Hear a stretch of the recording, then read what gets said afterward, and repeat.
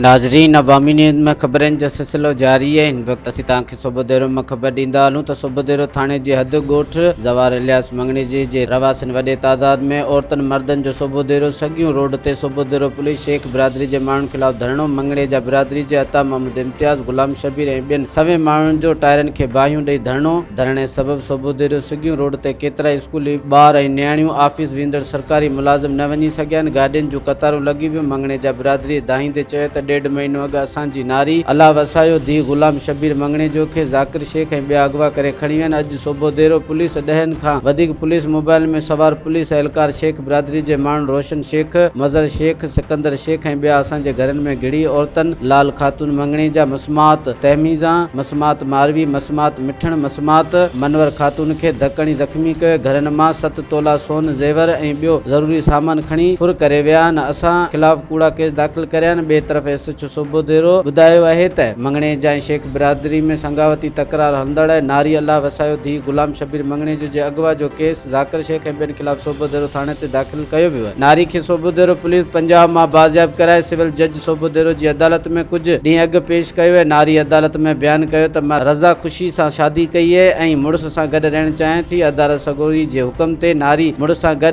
वई। इन ॻाल्हि ते मच्छर जी मङणेजा बिरादरी जे माण्हू गफूर शेख ऐं सिकंदर शेख घरवारनि ते चढ़ाई करे फुर लुट ऐं भंजदा ऐं झेड़ो कयो है। मजीद खबरों और तफसीलात के लिए विजिट करें हमारी वेबसाइट www.awamiNewsHD.com।